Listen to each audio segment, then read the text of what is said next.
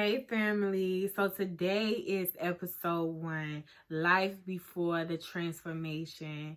I just want to get straight to it.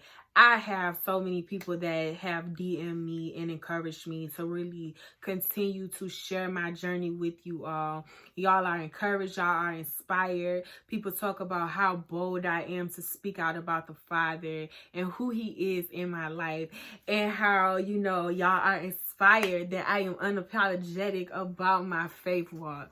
So I just want you all to know I like to keep it real. I just can't sit around and act like,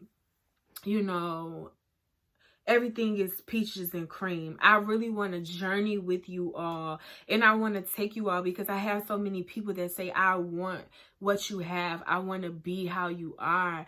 I want to be closer to the Father. I want to have a closer and stronger relationship with Him. So the Father told me to journey you all with me, how I even got to this place, how I'm even able to be bold and speak out and don't care what nobody say or think because I stand for the Father. So I'm going to just keep it real with you all. So I believe that as adults, we bring childhood issues into our adulthood. So we are adults with unresolved childhood issues. And so for me, I'm going to take you all through my mental, emotional, and spiritual state before the transformation, before I begin to be transformed. People see me all the time that I talk to and I come in kind of with, and they say, I can't believe that you used to do what you say you used to do, but it's so real. And so that's the beauty about transformation. So basically, I'm gonna start at childhood. When it came to Christ, when it came to church, we were always in church. I grew up in the church, literally. My family, I was one of those kids. If you are one of those kids that grew up in church, you know what I'm talking about. If you didn't, everybody has their own story. But I grew up in church, and so I always knew who God was. I always knew that God was real, especially as I began to grow up. I always heard my mother and my grandmother, talk about, God. That was just a part of our family. So let's talk about where I was emotionally and mentally before the transformation. So in childhood, my father, I knew who my father was. My father, throughout my childhood, popped in and out of our life. He popped up, to come visit us. He popped out. As a child, I remember kind of going a few times with my father. My father stayed in Georgia. And so my mother was married. She was married from the time I was about 4, 5, 3. I think I was about 5. I don't know.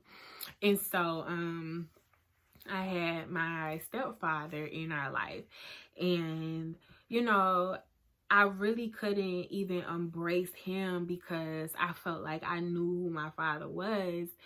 And I wanted my father in my life. I never understood why my father did not want to be a part of my life. Me and my brother, we have the same father. So I never understood. I began to grow up in school, and I began to see my friends have their father, and then they also had their stepfathers or whoever their moms was dating. So I never understood. Like, I remember having a conversation with my mom and just saying, like, I don't understand why he doesn't want to be in our life. And I'm taking y'all through this because so y'all can see how I became. And so I never really got close to my stepfather because I felt, really resentment, and just, I was a kid that didn't understand. So let's move on. I remember crying to my mother. Like, I don't understand what's wrong, why he doesn't want to be in my life. Like, what's wrong with me? And why wouldn't he want to be a part of our life? And I remember she was just like, well, my father stays down the street. And he's not a part of my life, but I don't think she really understood at the time where I was coming from. She just wanted us to have a good life and understand that we had somebody who loved us, that she was married to. But I don't think at the time that she really understood that in my mind, I didn't care. And I remember I never forgot that day. It just did something to me. Like, I can't even explain it to y'all.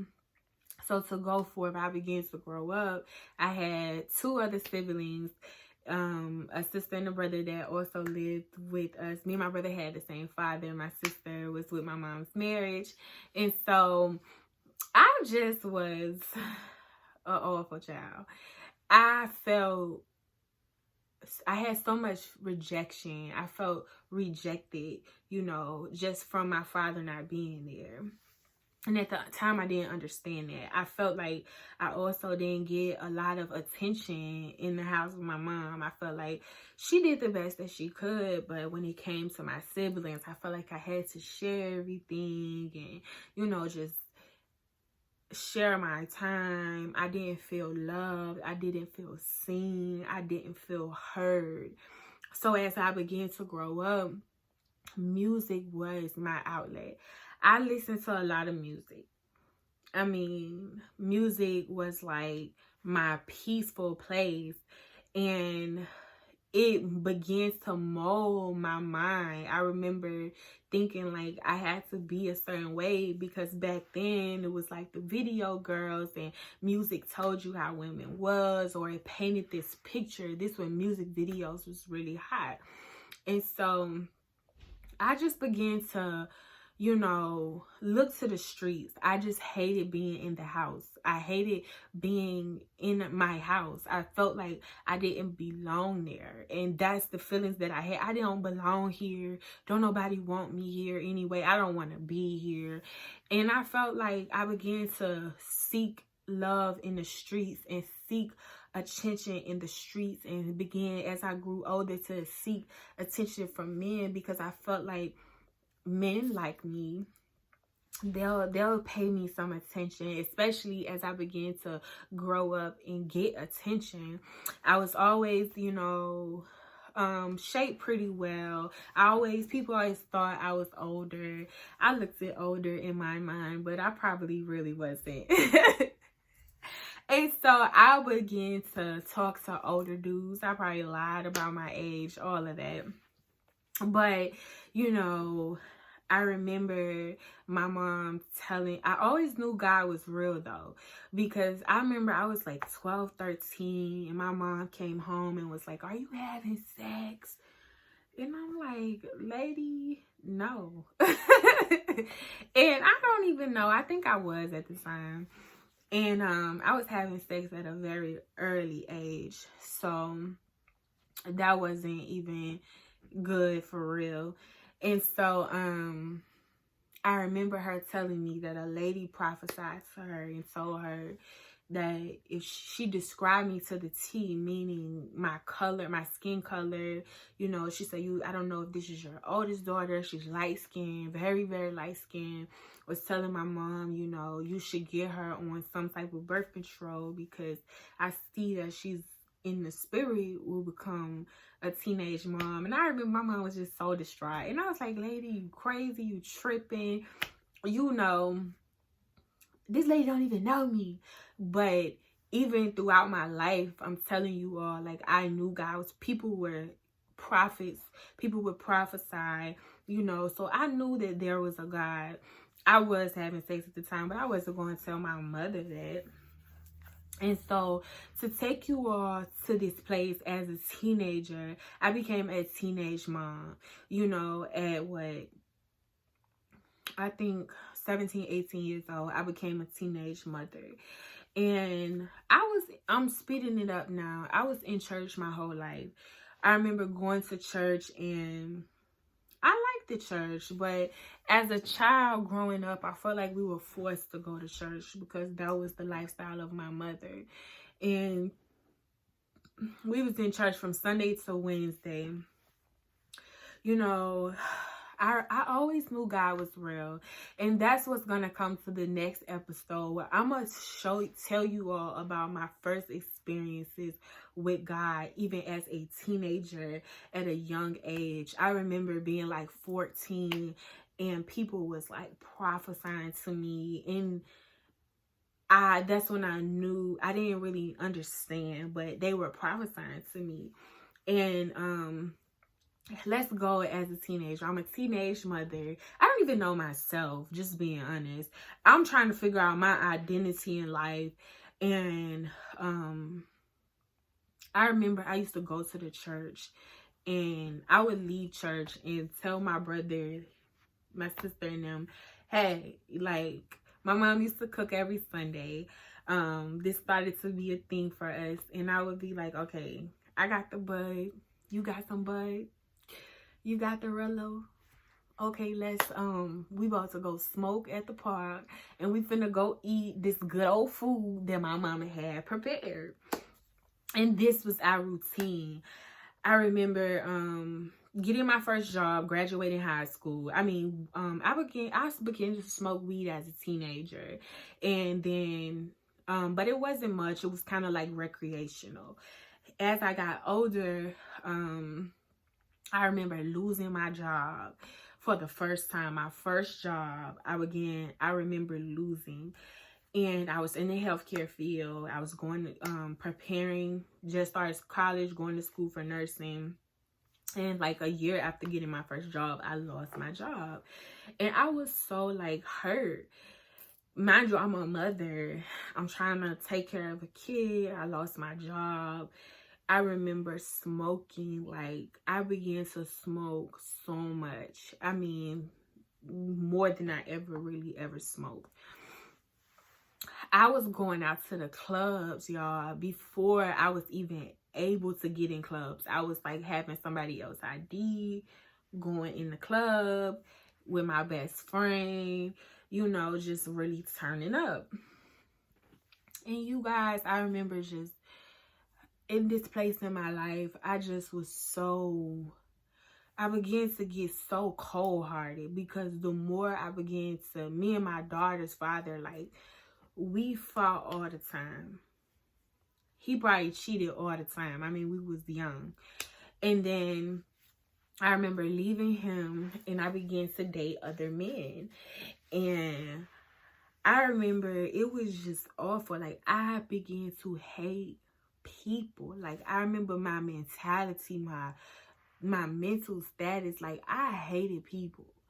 I hated, you know, people were so evil to me. Like, I used to tell my mama, I hate people. I remember I used to tell people all the time, I smoke to keep from killing somebody. Like, I used to be so angry at my baby father. Like, I used to think about killing him all the time. I mean, like, it was so bad to the point, like, I remember telling my mama, like, I was daydreaming and thinking about, like, carving letters in this boy body. Like, I was just, the thoughts of evil was all through my mind. Like, I was always thinking, like, if somebody say something to me, like, I'm finna to snap. I'm finna to take you out of here. Like, I will kill you. I used to tell him all the time, like, do you know I will kill you? Like, those was the thoughts that always went through my mind. Like, I hated people. I felt like people was so... I'm sorry, y'all. I felt like people were so evil. I mean, after losing my first job, I just really began to see life. I began to see people wasn't genuine. People wasn't real. Men was just liars. That's how I felt at the time. All they wanted was sex. You know, mind you, I had been having sex at a young age. So I really was just disgusted with people. I smoked all the time. Like, I was high 24/7. I mean, me and my best friend, our kids are like a month apart. So we did so much together.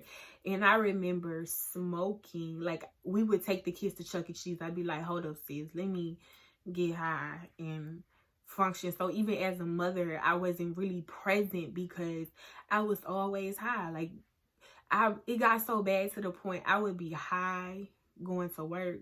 I would go outside of work and get high and be high, and when I get off work, get higher. You know, once the high come down, I get high again. Like, and I was seeking love in men. I felt like having sex, like somebody loved me, or getting attention from a man, like they love me, or it was something about me. But even in all of that, I still felt so rejected. I felt so unworthy. It was like wound after wound after wound, like dating this man after this man after this man. I was never satisfied. I was never, I just got to the point where life was just a lot. I remember sitting in my room and it was times I would scream.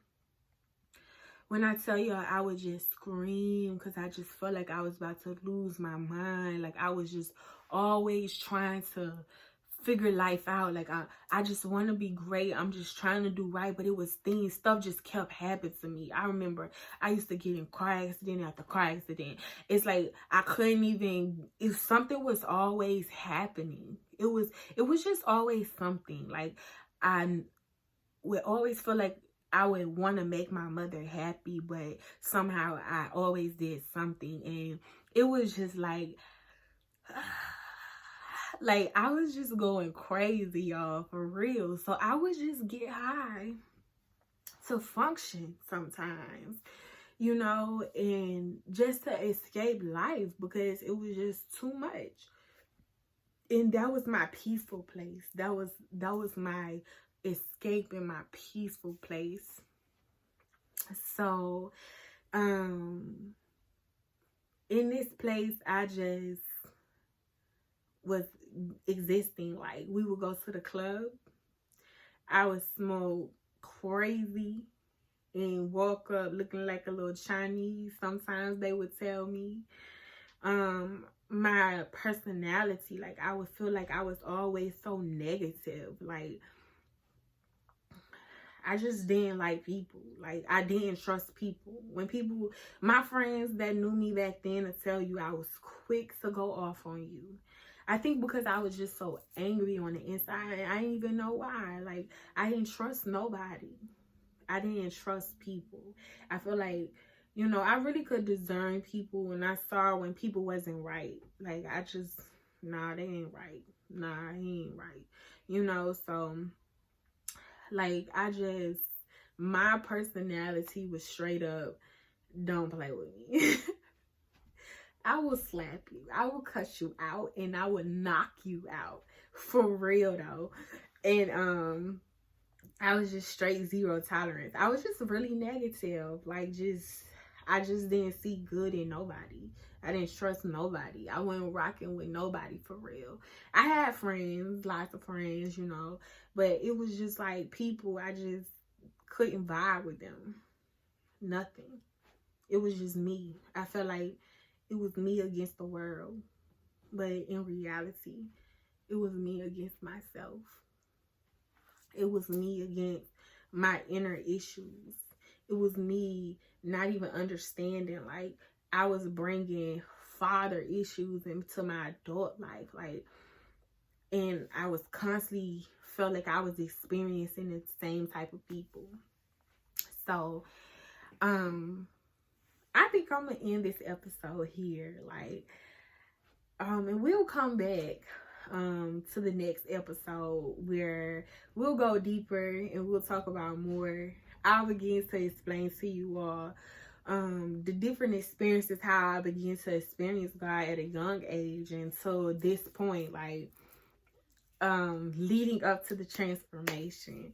So this was my life before the transformation. This is how I was mentally and emotionally. I felt like I was the emotional roller coaster. I felt like I was kind of bipolar for real, but I wasn't. It was just I was trying to find my identity. I was trying to find who I was. I was trying to understand life. I was trying to cope and just get an understanding of this life. So I hope y'all like this episode. Tune in to episode 2.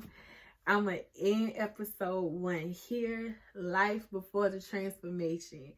Things was really crazy before the transformation. So I hope y'all enjoy this. I hope y'all know I can relate to people so much.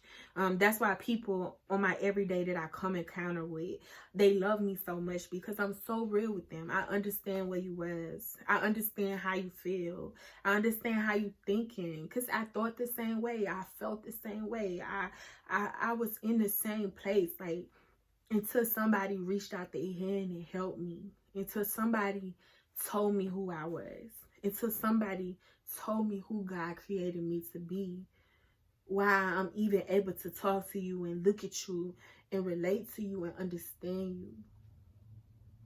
So I love y'all and stay tuned for episode 2.